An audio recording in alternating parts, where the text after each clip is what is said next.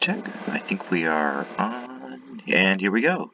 All right, so if you scroll down in the content area to distribution and justice, this section, we are going to review that fourth major bioethical principle. You remember the first three that we've already gone over include autonomy and beneficence, non-maleficence, and now we're going to talk about justice. This is the fourth one. Just as a reminder, autonomy has to do with ensuring that patients are able to make sure ensuring that the patients are able to make decisions for their own selves, right? And that involves informed consent. When informed consent is not possible, then we talked about some details related to what informed consent entails, including understanding, voluntariness, and non-coercion, and so forth. We dealt with a lot of that. And then we talked about beneficence, which has to do with ensuring that patients' well-being is maximized, that the treatment is in the patient's best interest, and so forth. But we also talked about non-maleficence, the idea of avoiding harm. Right? And those two moral theory, those two bioethical principles, beneficence and non-maleficence, are kind of almost reciprocal. They usually go hand in hand in some ways. They are not the same principle, but they are kind of almost mutually inclusive in some ways, because they both stem from utilitarian ideals, or thinking about the consequences of actions. Okay, so now we talk about justice. So justice is focused on the idea of treating patients fairly. From one patient to the next, they should be treated as if they have equal value. Now, the idea of justice as fairness, including justice as equality, treating people equally, is very, very important. In a way, it's the baseline of justice. Right? Everybody has equal value, as we had discussed before, and as Kant would remind us when we were discussing, remember, the moral theory of Kantianism, which insists that that people have intrinsic value, right? People do not have instrumental value. Instrumental value is what we assign to objects, whose value extends only insofar as they are useful.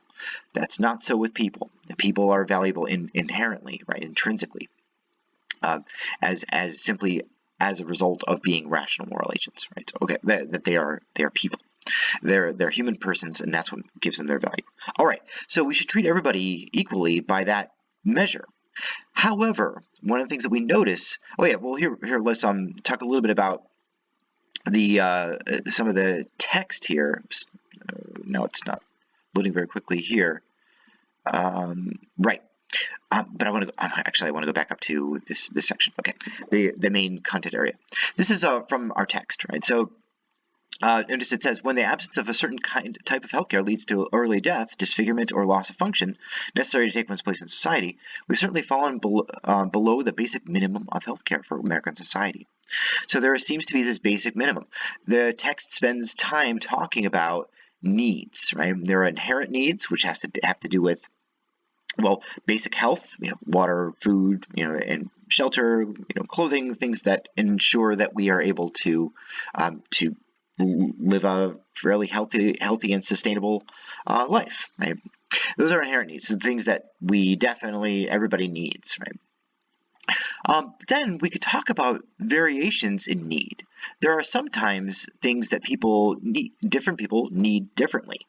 And notice this takes us a little bit of a step away from justice as equality. We want to treat everybody equally, but at the same time, justice also involves equity, which means making sure that everybody has what they need, right? So equity is related to, it's a needs-based way of thinking about justice, right? So equity. So we want to make sure in healthcare that each individual patient has what they need, right? Now, and again, different people have different needs, right? Some people need corrective lenses, right? And other people don't. So we don't simply blanket distribute to everybody corrective lenses, because not everybody needs them. So naturally, there's going to be some resources that are distributed in favor of people who have stronger needs or greater needs. Okay, so how do we work that out in healthcare? And it's helpful to distinguish between different kinds of needs, or to be aware of the different kinds of needs, right? We already mentioned inherent needs. There's also subjective needs. Those are needs that have to do with one's own individual psychological, mental, behavioral, emotional well-being. Right? So, and different people have different kinds of subjective needs that that ensure that their happiness, their wellness, that their flourishing is maximized, right? That their lives are maximized.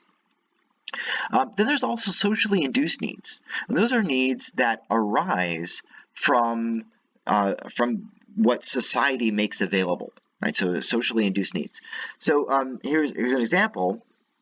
And so yeah, socially induced needs often are they arise. I already said this already a little bit, but I'm going to say it in a little bit different way. They arise from new ways of improving people's lives, right? So that's a very broad way of thinking about it. But think about this, right? So do you need a phone, right? So, well, you certainly don't need one to survive. It might not even be a subjective need in that it doesn't necessarily improve your mental well-being. I don't know. I guess that's questionable. But it's socially induced because, well, there was a time when everybody was healthy. They had all their needs. Well, not everybody, but people were healthy, had their needs met, but there were no cell phones, right? So there was a time when that was the case. There are some people in the world who don't have a cell phone at all, and nevertheless they may have these other needs met.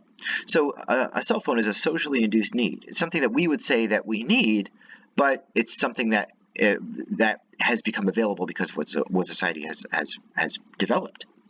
Now the same can be true for certain kinds of treatment or certain kinds of medication. That is a socially induced need. Here's an example. Maybe, yeah, I think we could say this is an example. Now there's a cure for hepatitis C, right? So before there wasn't. Was it I mean, you could say it was a need before, but now it's a need that people have now that this treatment has been developed or invented. Here's another one, and this is one where it's not a matter of life or death, but it's a matter of something that is socially induced.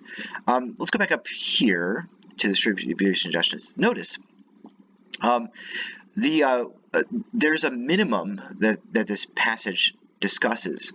There's a minimum of healthcare that everybody should receive when they need it, right? And so this middle, again, we're talking about equity, equality in the sense that everybody should have access to these services, and then equity in that whenever they do need it, that it's available. Okay, this minimum level requires that the individual gain relief from debilitating pain, right? So there's that notion. The individual be restored at least to the minimum ability to function valued by society.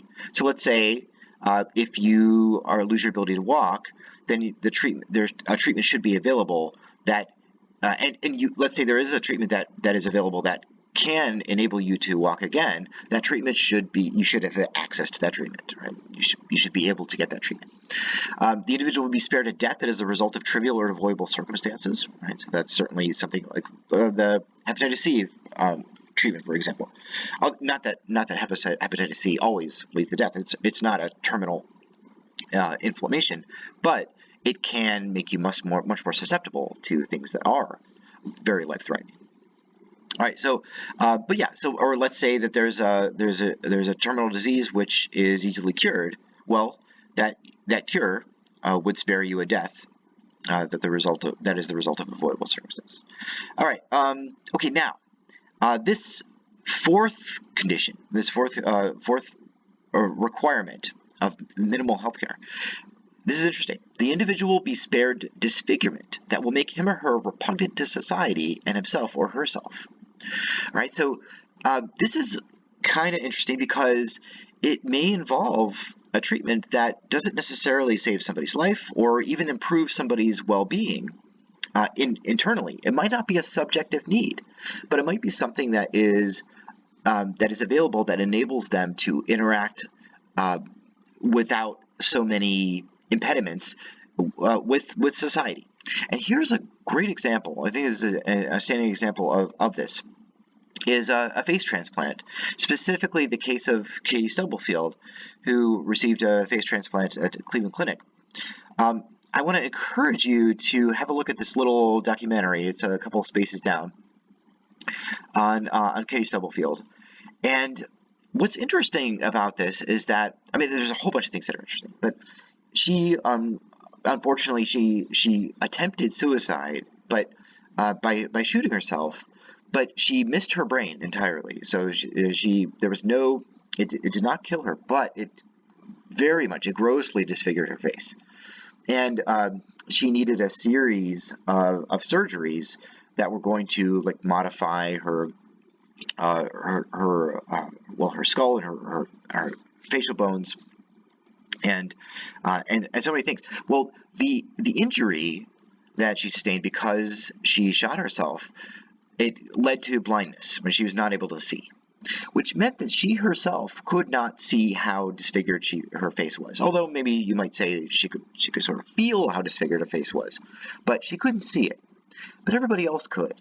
So the face transplant that she ended up receiving made her face something that, let's say somebody is she's having a conversation with somebody she's never met before, they won't be so distracted by this very distorted or disfigured face because she got a face transplant, right? So that way they'll be able to have a conversation with her that is as close to normal as possible. So now this is very, very expensive, this face transplant.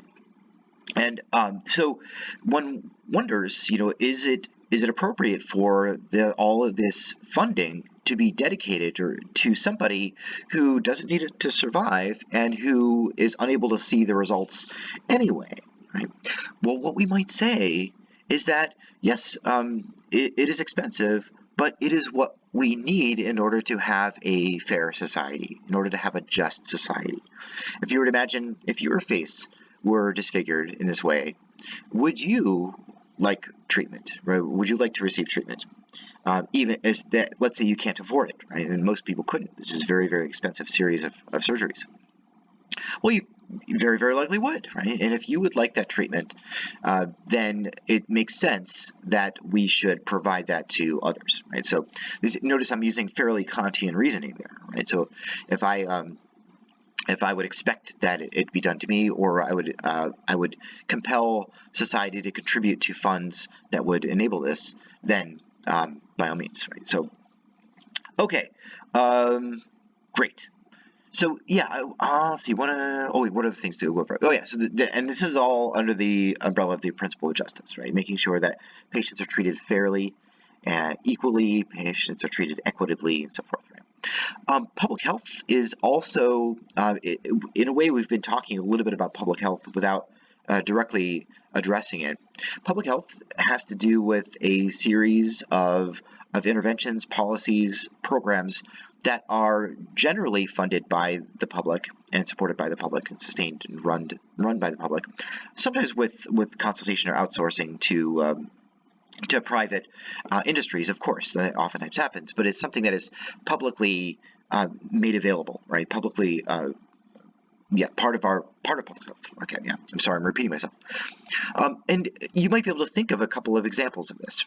One of them is when there is publicly funded vaccinations that are made available to people. Another example is treatment of drinking water. Right? So we in the United States, we're very fortunate that we have safe.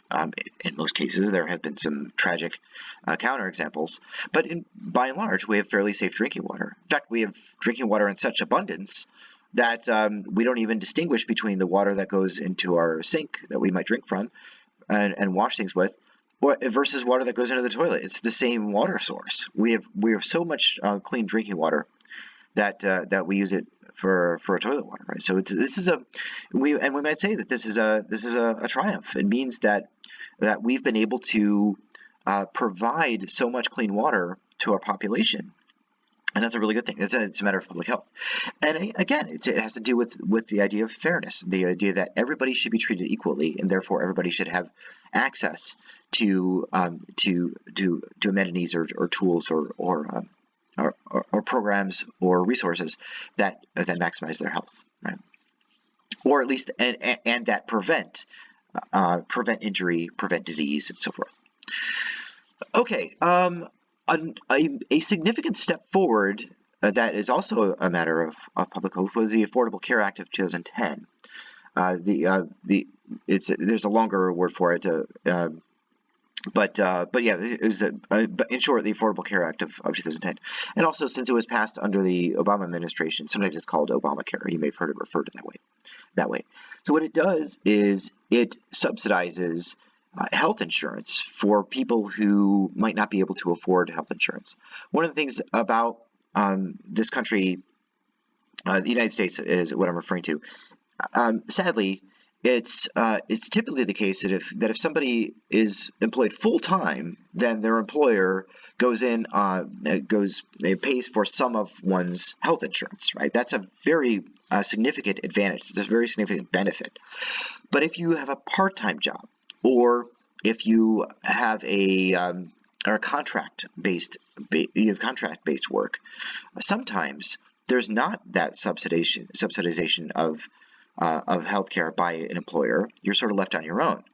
And insurance companies oftentimes will charge quite a lot of extra for the premiums, and sometimes for the copays too, if you don't have an employer contributing to that. Well, what the Affordable Care Act did is it removed that possibility that you could be dramatically overcharged for insurance when you don't have a full-time employer.